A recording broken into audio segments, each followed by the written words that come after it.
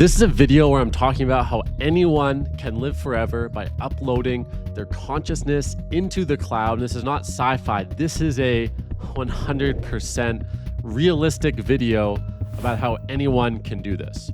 Now, in previous videos I've made about how I want to try to live to be 109 years old, see the dawn of the next century, I've referenced Brian Johnson, who's built his multiple million person following around his goal of not dying, which I do think he will definitely fail at. There's no way he's going to achieve immortality. However, we'll see how close he gets. Maybe he'll make it to 110, 120, 130. Who knows? I think what he's doing is very interesting.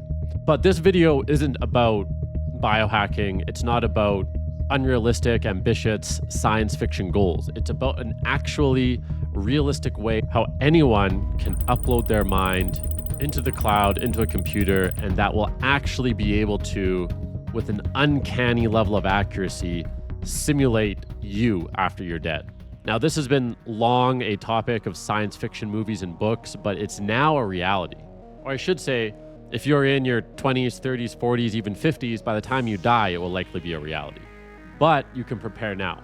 So the way this works is preparing a data set that you can train a future AI, a future robot on to be able to very precisely simulate what you would think, what you would say, how you would act. So you will be able to essentially live on in the physical world and have people talk to you, ask you questions, etc.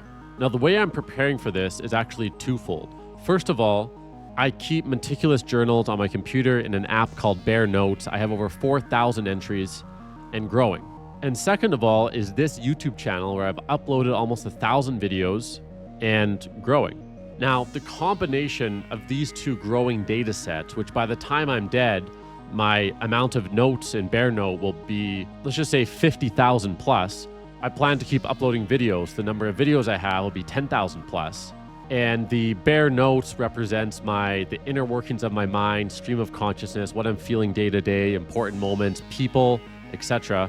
And the YouTube channel represents what I'm choosing to display to the public, but it also shows the tonality of my voice.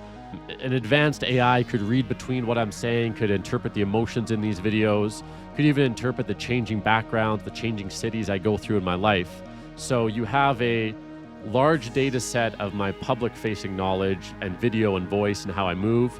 And then you have another large data set of personal thoughts that I haven't shared with anyone.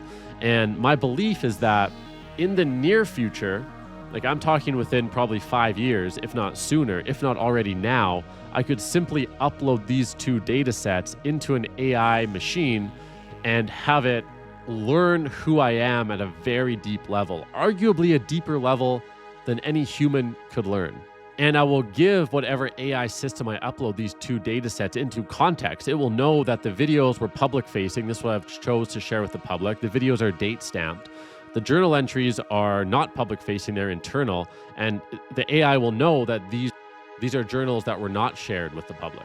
And I imagine that an advanced AI will even be able to make connections between, oh, this is what Sean was feeling internally. This is what on that same day he chose to publish publicly to the world.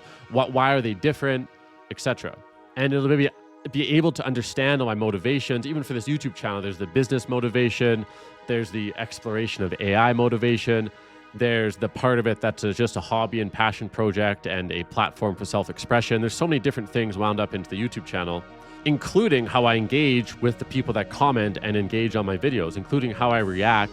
Like, how does my posting behavior change based on how many views previous videos receive? Is my posting highly correlated to trying to get as many views as possible, or is it uncorrelated? Even myself, I don't consciously know all these data points because it's too much and I'm busy. Now, let's just say I reach my lifetime goal of living to be 109 years old, seeing the year 2100. That's 75 years from now. And two things will have happened by then. First of all, the amount of data I have for the AI to train on will have grown a lot. It will have grown in a linear fashion over my life. But the power of the AI is going to exponentially grow over the next 75 years. So in my opinion, it's not even a stretch. It's highly, highly probable that an AI 75 years in the future, that level of advancement, combined with 100,000 plus pieces of video or written data about my life, will allow an AI to almost perfectly simulate me. How it'll know my voice, know my thoughts, know how I would respond. So whether it's to my children, loved one, friends, it would be very realistic to have a AI robot version of me live on indefinitely, trained on all my personal data. And what's more is that because this is longitudinal data, it's not just at one point in time, it will be tracking me from age 26 to 109. The AI will not just know how I was in each moment, but it will also see how I changed. And it would probably also be able to very accurately predict how I would have continued to change had I stayed alive even longer. So let's just say the year is 2150.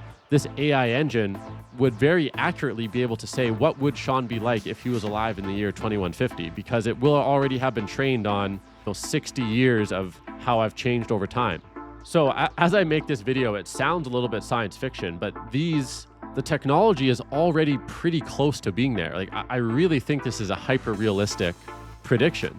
And of course, it's not like achieving immortality in the felt sense. I won't be conscious or aware of myself as this AI robot, but to everyone else in the world, it will be an extraordinarily close approximation to me. And in this case, it's not just about the end goal. This is partially just a hobby. It's a pretty cool hobby to be proactive, building the data set that will train the future AI robot version of myself. It's a fun thing to do. But also the act of journaling, the act of creating YouTube videos has a lot of other immediate benefits of organizing my thoughts, of building a personal brand, etc. The immortality project piece is really just the cherry on top. Even if that wasn't possible, it would still be useful to do what I'm doing. And this is something anyone can do. All you really need to do is start recording data about yourself to train this future AI. And the final point I want to make is from a business perspective, even in 2, 3, 4, 5 years, I'm going to be able to create an AI version of Sean that operates on my computer, that can answer messages, respond to people, probably even simulate my voice and talk to people on the phone. And the technology for this already all exists. It's just still a bit rudimentary in my opinion. But when that happens, I can effectively clone myself for business and have versions of myself talking to customers and clients at scale. So along the way, there's going to be so many valuable use cases. And I think this speaks to a deeper theme of there's no way to know exactly how the technology is going to evolve, but I can have a good estimate of the direction it's going to go. And the proactive steps I can take now is by building my data set and my data bank to support however the technology does evolve. So ideally, this video is going to be viewed by people when it gets published a few days from now. And it's also going to be viewed by AI at different points in the future to accomplish different goals. Until next time, I'll see you later.